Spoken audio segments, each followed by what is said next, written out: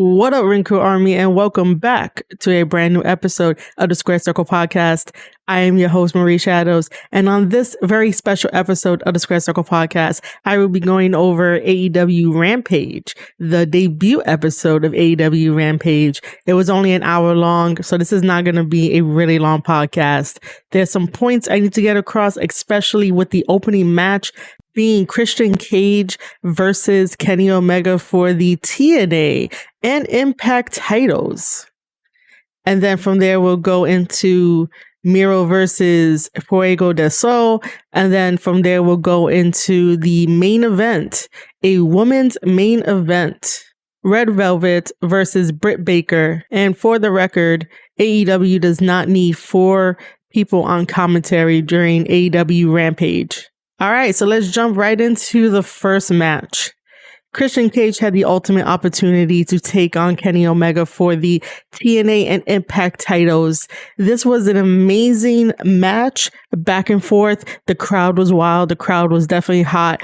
It definitely felt like a big fight feel when it came to these two guys. The other thing, too, is that there's a weird booking situation going on, and I posed a question on Twitter, and it was basically, why Christian? Now, let me preface this by saying that respect Christian Cage. I've watched his career from WWE into TNA, and then his short time back in WWE and all the backstage content, such as the show that he did with Edge. So I know Christian Cage pretty well, and I am ecstatic that he is our new Impact and TNA champion. However, it just felt kind of weird that not only is Christian Cage getting a AEW title shot at All Out September 5th in Chicago against Kenny Omega, but he also got the opportunity of a lifetime to get the TNA and Impact titles off of Kenny Omega at AEW Rampage. So he's booked for 2 matches against Kenny Omega, which honestly, he is probably the first and only one to have that happen. And he manages on Friday to take the belts off of Kenny Omega in a very smart way. I'll get into the match in a little bit, but stick with me with this. Christian Cage is a contracted AEW superstar. As far as we know, he is not contracted with Impact Wrestling, so I was just a little perplexed about why would they have this match go on? Why would they book an AEW superstar against another AEW superstar for someone else's company's title? At this point, when we get to Thursday night and we watch Impact Wrestling, whether that's on the YouTube channel or on Access TV, which, by the way, Impact, please fix your videos for those who watch it on YouTube and those that subscribe to your YouTube channel for 99 cents a month or $4.99 a month. Like, get your shit together with that, please. Anyway, come this Thursday when Christian Cage is in the Impact zone, he better say something along the lines of that he had an Impact contract in order for this to go through, because if not, then that just means that we're trading championship titles between AEW wrestlers.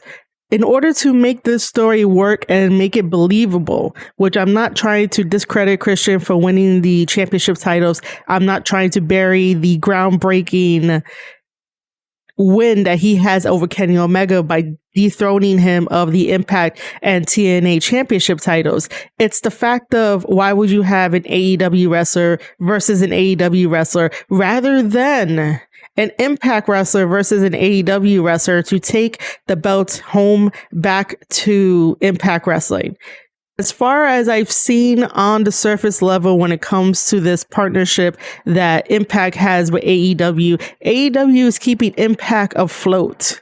And now people are starting to realize that Impact is really good.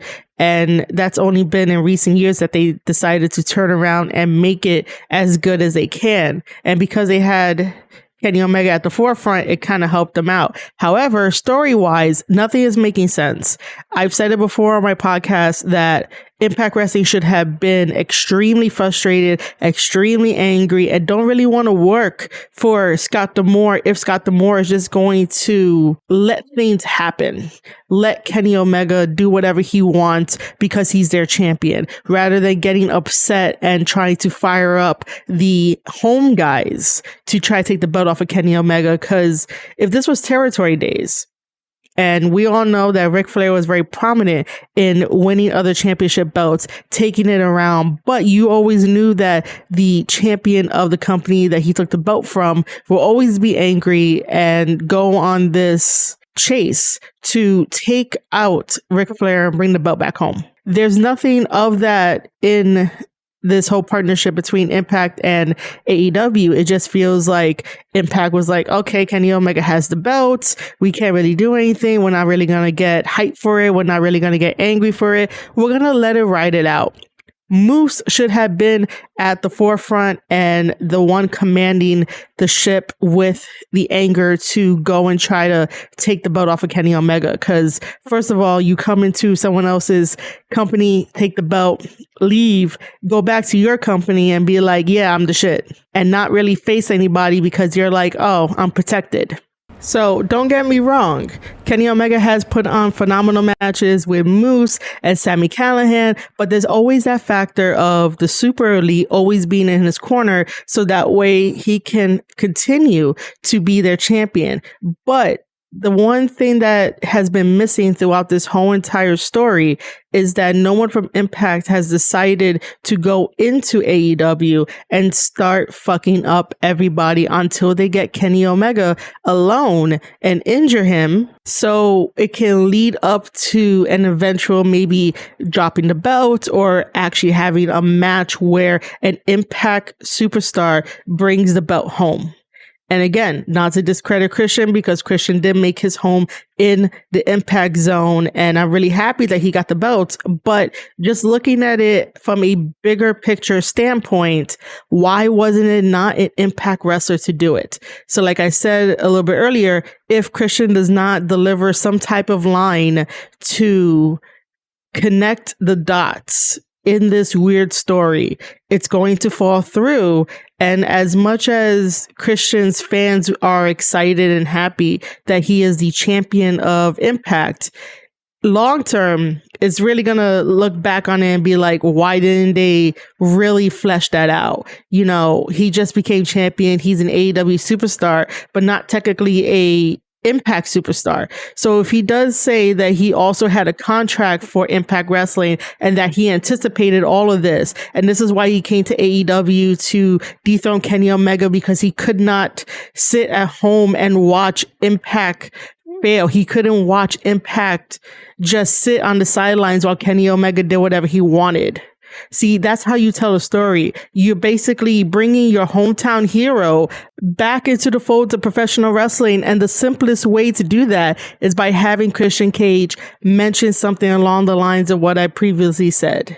Something along the lines of, I couldn't sit at home anymore and I decided to contact Tony Khan. I got myself an AEW contract and I knew that Kenny Omega was the biggest dog in the yard with all these belts and he's the belt collector, but he's being a cowardly champion to my home, which is Impact Wrestling, which is a company that made me. So I decided to also get an Impact contract, and Scott D'Amore granted me the chance to face Kenny Omega for his Impact and TNA World Championship titles. And when I took it off of him, I brought it back home, because we need a fighting champion. And I am that fighting champion for the fans and for the roster. Something like that. And that just came off the top of my head. But see how the story there will get unfold and why it will make a lot of sense to pick Christian and what he would contribute to adding on to Impact Wrestling.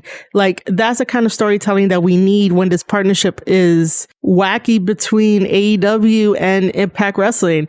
I honestly feel that the partnership that Impact has with New Japan Pro Wrestling is benefiting them more than having the partnership with AEW, even though with AEW it's a lot more fun and games. And I think what really put me off was all of those ads that Tony Khan and Tony Schiavone would do, and Tony Khan just shitting on Impact Wrestling. Like, you don't want to shit on your competitors per se if you want more people to watch them, because AEW has a lot more viewers and you want to give Impact the rub, but while you're giving them the rub, you're talking shit about them. And that sort of like had me feeling that, do you guys really care? I get it. It's a promo. It's nice and fun. It's funny. And thankfully they stopped with them. But in the end, does it really help out Impact Wrestling? To me, it really doesn't. To other people, they'll say that it does. But most people will try to bring up numbers to say that this partnership is helping out Impact Wrestling. But guess what, ladies and gentlemen? I love storytelling more than numbers. I love storytelling more than ratings. If you're going to tell me a good story, tell me a good story. You don't have to hold my hand. You don't have to tell me everything. But make sure that when you're delivering your promos and you're delivering the stories inside and outside of the ring, make every single word and action count. Make sure that it is substantial.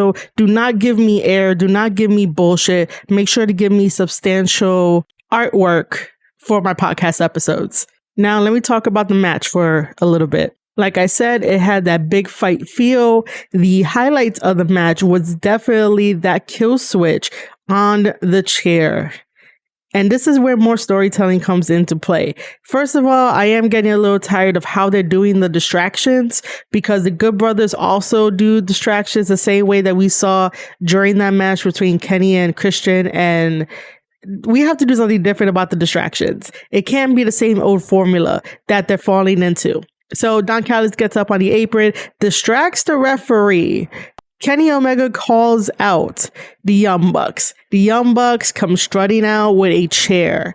They give it to Kenny Omega, and there's like some miscommunication. Christian takes over the chair, and while Don Callis is still distracting the referee, Christian Cage hits Kenny Omega with the kill switch on the chair and then throws the chair over the ring, and magically the referee goes a count to 1, 2, 3, and we have a brand new champion.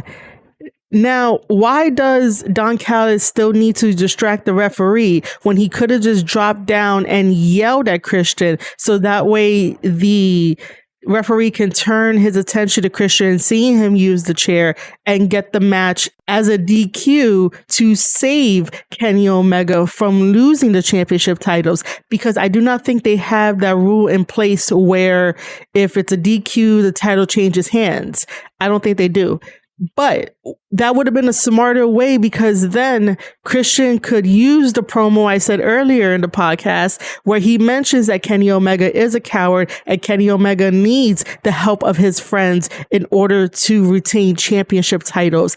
And this is not the Kenny Omega of old when he fought Okada without the interference of the Young Bucks, and that Kenny Omega did all those matches on his own against Okada and proved to the world why he is the best bout machine. There are certain things that happen within AEW that no one really gives it a little bit more thought. And that's because you have wrestlers pitching their own ideas, doing creative, wearing multiple hats, even talking about their matches and trying to plan out the best course of action.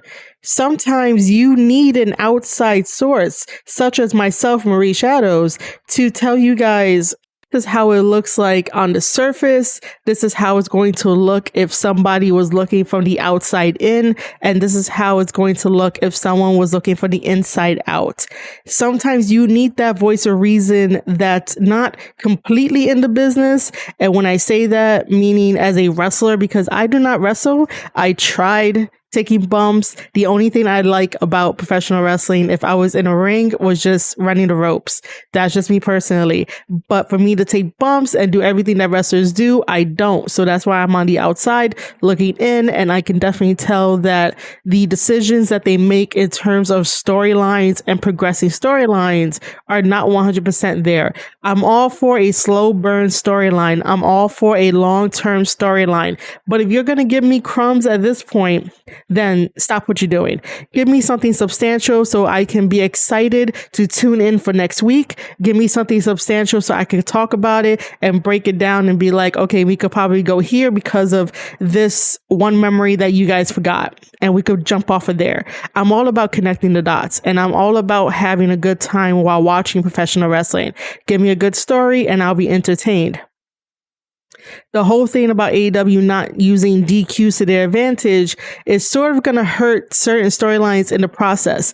If they use the DQ rule here between Christian Cage versus Kenny Omega, that would have added a whole new layer, and we all could have speculated a little bit more that, yes, if Kenny Omega lost Impact and TNA championship titles, that little paranoia that he always kept in the back of his mind is going to creep up and is going to manifest.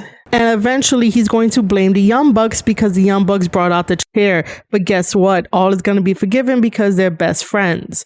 But it's still going to bother him in the back of his mind, the same way that when him and Hangman Adam Page were a tag team and everything that Hangman Adam Page did was wrong in Kenny Omega's eyes. But Kenny is not the type to really communicate his feelings, his thoughts to somebody else, especially when he really does not want a confrontation to go down. Kenny Omega has always been a singles superstar, despite forming the Golden Lovers in New Japan Pro Wrestling and also in DDT. But let's face it, Kota Ibushi is a very submissive guy. So he's not really going to give a push to Kenny Omega.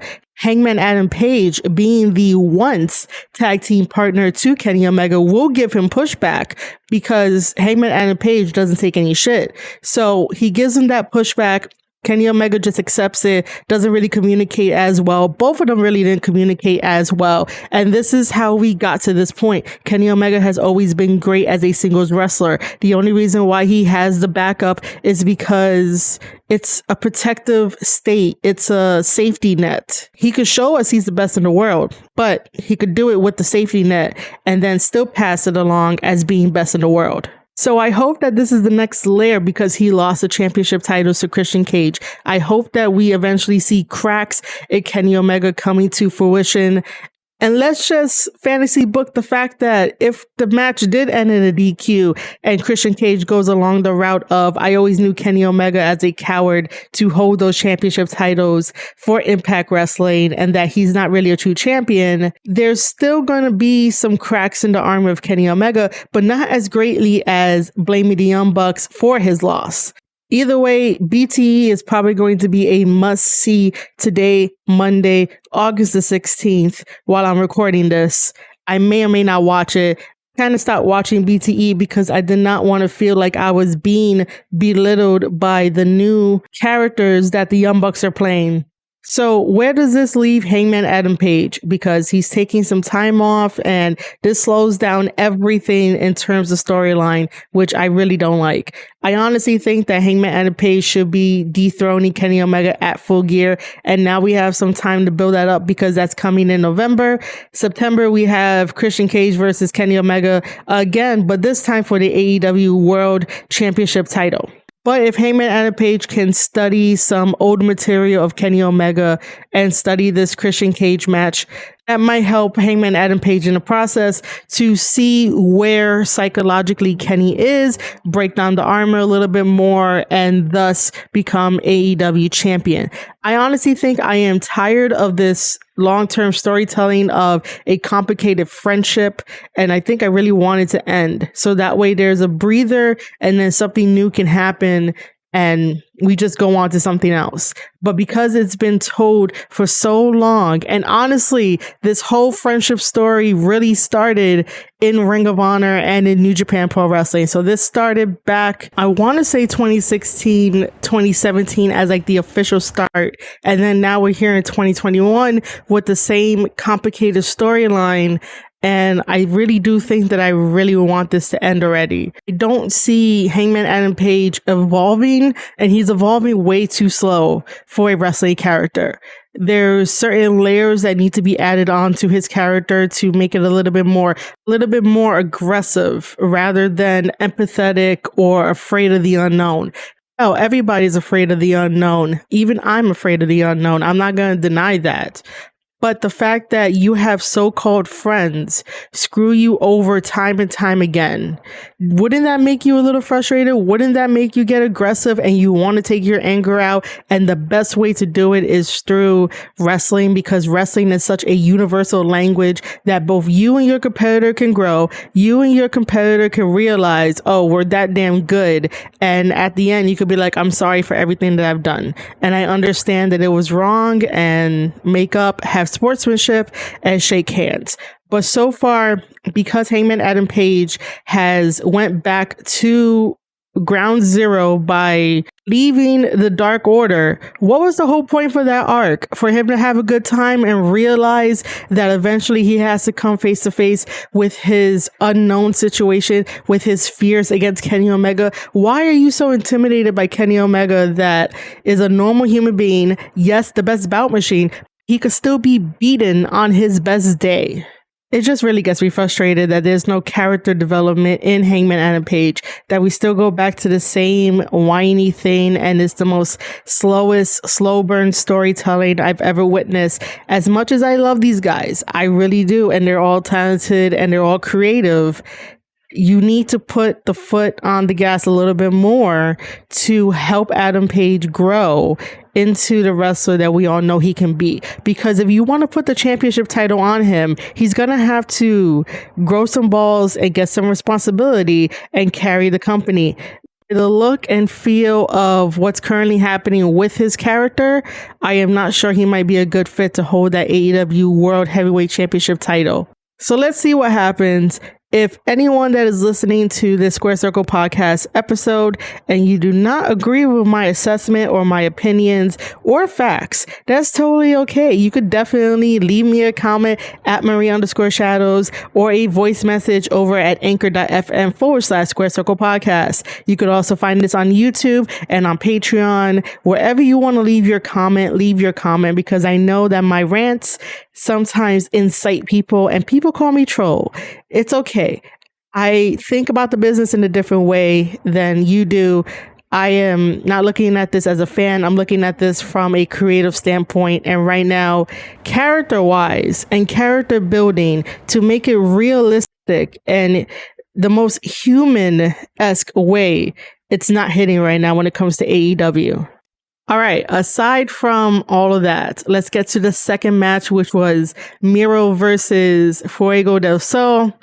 I honestly do not care about this match. I do not care about Fuego Del Sol. And so Miro won the match. Thus, Fuego Del Sol did not win the stipulation of, if he happened to defeat Miro, he gets an AEW contract, and I think he gets a TNT title as well.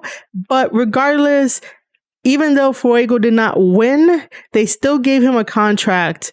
And that's sort of like, what was the point of having the stipulation if you were still going to give him a contract? Like, it would have been nice if you gave him the contract on Sammy's vlog to make things a little bit more easier and a little bit more hopeful, and Sammy's fans would have been definitely ecstatic. But to still do it after the match, when he lost the match and he lost the stipulation, you kind of lose trust in the fans, because it feels like you're just going to give it to the person anyway, even though they lost. It's like getting a participation award because you participated in a sport or in an activity or in an event. In professional wrestling, you're supposed to win championship titles. In professional wrestling, you're supposed to win a contract. Fuego Del Sol did not win the match, thus does not get a contract. Probably next week, they could have set up a different type of style match for him to overcome and get that AEW contract. Yes, he's been putting in the hard work. Yes, he's been around the whole entire time since the pandemic and gained more followers through Sammy's vlog. But stick through the stipulations and stick to your word that if he loses, he loses. You don't just give him a contract because he did all this hard work. Because if that's the case, people who praise AEW 24/7 would eventually get their own contract. But that hasn't happened. Right now, Fuego is playing the ultimate babyface underdog. And as you keep building him up, eventually he will get over the obstacle. I honestly think that having him fight Miro is wrong. They should have built that up a little bit more to where he's fighting other guys and those other guys are trying to get to Miro, but Fuego del Sol is like, Miro is going to be the end boss. And I'm going to go through all these wrestlers, and every single victory that I have over these wrestlers is one step closer to help getting me an AEW contract because I work harder than everybody else. And obviously Miro is the biggest talk of the town with that TNT championship belt. So why not play it out like that? Why just throw a match together to be like, yeah, Fuego, you're taking on Miro, who's 10 times your size. There's no vignette to show us how Fuego was going to train to defeat Miro because obviously Fuego is the smaller guy. So as you're the smaller guy, the smartest thing to do in a match is take out the legs of Miro. Miro's strength is in his legs as well as his upper body and arms. But if you take out the legs, at least you won't get caught in like that camel clutch that he does. He's going to have to probably switch it up. If you work on a body part, he's going to have to switch it up. And Fuego may have had a chance rather than feeling like a squash match to possibly make us feel like he was going to get the win over Miro. Imagine if he did. A lot of people on the internet will say that Miro is buried, but the idea is that they should have built this up a little bit more. And if Fuego did lose, stick to the stipulation and have him do some more stuff and eventually get to that contract.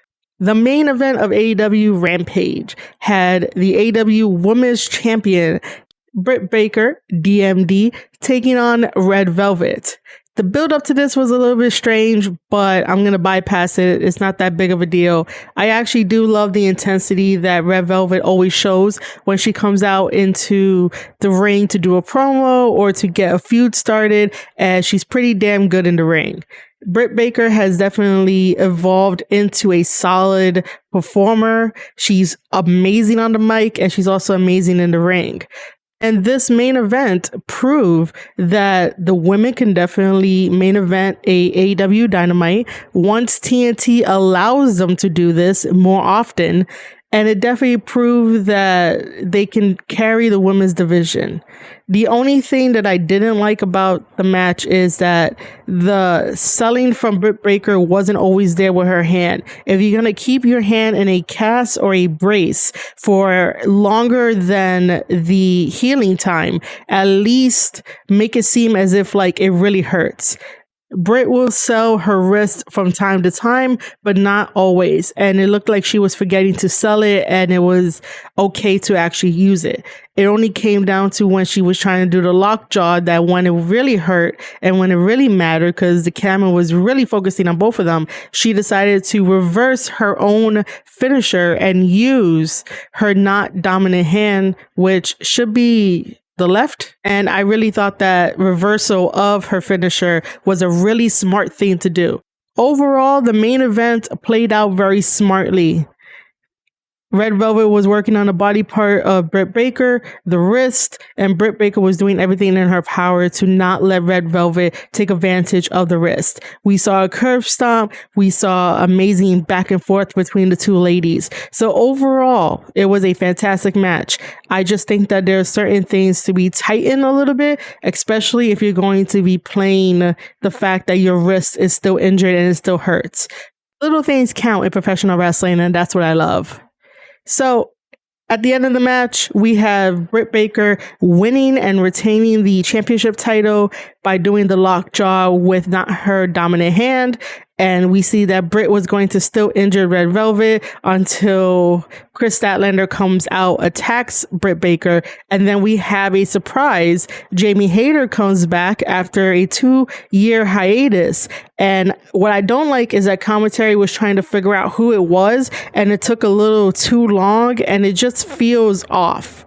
And the crowd didn't know who she was, and maybe if they would have did slight vignettes or slight promos of Britt talking and hyping up the person that's really going to help her, it might have helped a little bit. So now Jamie Hayter is joining sides with Brit Baker, and the women's division is starting to come alive again like it did in the first year of AEW. And I'm excited to see what they're going to be doing with the women's division.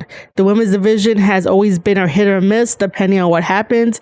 Me personally, I think that the rest of the women like Diamante and Swole and everyone else on Dark and Dark Elevation should be on AEW Dynamite and AEW Rampage, telling their stories and playing out their feuds. Like Diamante had a feud with Swole.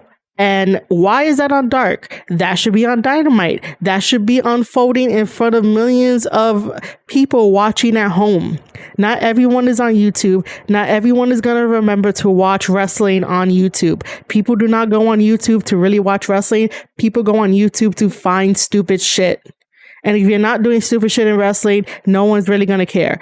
And I think that AEW social media and also the fans of AEW should also retweet as many times as they can and even post up the links to AEW Dark and AEW Dark Elevation, so that way fans who may have missed it and we're going to catch up on it can see it and watch it and give it views.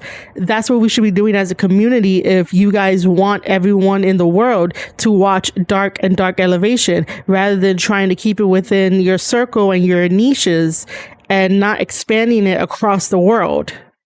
You don't have to put money behind it to promote it. All you have to do is just post up a link and remind people to watch it on YouTube if that's what you really want to do. Because I've ran into people from wrestling Twitter that will defend YouTube to their dying breath. When I'm like, no one really stays on YouTube to watch wrestling like that.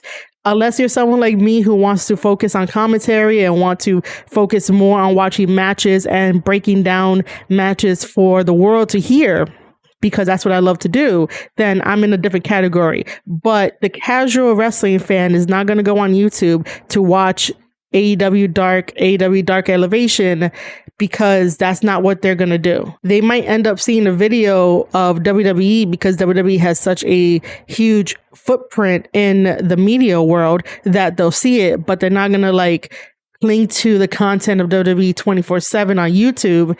They're going to look for stupid shit on YouTube.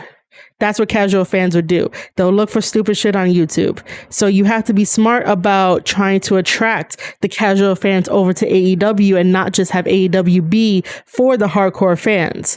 You can still have the hardcore fans there, but also be accepting of casual fans and have them understand that there's more to wrestling than just the local indies and WWE, the juggernaut, whether you want to believe that or not, based on them releasing people and based on how they've been showing their products over the last couple of years. So yeah, I honestly think that having the two amazing women like Diamante and Swole to have their feud on AEW Dynamite is way better than AEW Dark.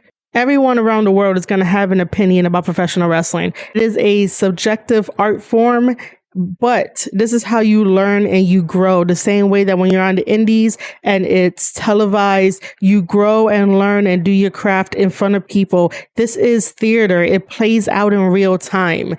This isn't like it being taped and then someone's telling you, you did this good, you did this bad, this is how you could change it. You are worried about getting shitted on for your performance as a professional wrestler, whether that's promo work, character work, in-ring work, out-of-the-ring work, social media work. Just filter out the idiots and the trolls that make no sense. If they make no sense and they don't know shit about the business, filter them out. And you guys can definitely find people like me that make sense and have a passion for this and think outside the box to make sure that your character can get over, your social media game can get over, your in-ring ability can grow and increase. I'm just passionate about professional wrestlers going above and beyond in this crazy world that we love of professional wrestling. The only sport in the world where we take bumps and we keep coming right back. So again, if you're afraid of the backlash and the idiots that just run their mouths on social media based on your performance, whether you mess up or you don't mess up or whatever it could be, fuck those guys. I'll be your ally. I'll be your cheerleader. I'll be your supporter. And with that, I'm going to end this podcast on that note. If you enjoyed this podcast episode, please make sure to head over to Twitter. Make sure you're following me at Marie_Shadows. My DMs are open if you ever need advice on professional wrestling career or you want me to look at something and you just want my advice in general. I'm there for you.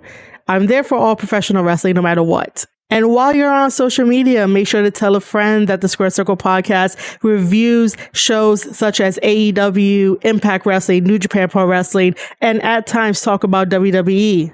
I will soon be adding a new review, which is going to be the Heels show on Stars. So be on the lookout for that as well. If you do not agree with anything that I've said in this podcast, please make sure to give me a voice message over at anchor.fm/Square Circle Podcast. This podcast episode will also be available on Spotify and Apple Podcasts and anywhere else you get your podcast episodes on. But if you do not agree with me, hit me up on Twitter, hit me up on the voice message, hit me up over on YouTube. That's right. This podcast episode will be on YouTube. And then also hit me over on the Patreon. I relaunched my Patreon. There are only 2 tiers, a $3 tier and a $15 tier. You choose how much you want to support me and me alone because the Square Circle podcast is run by one woman only, Marie Shadows. Head over to patreon.com/Marie Shadows. And if you want to take it a step further, I do have a newsletter. Head over to ravagelands.com. Sign up for that newsletter to get all the info on podcast episodes, vlog episodes, and anything else I do in professional wrestling because this is my life. This is my super passion. All right, ladies and gentlemen, you have been listening to an episode of the Square Circle podcast. I am Marie Shadows, and I'll see you guys on the next one.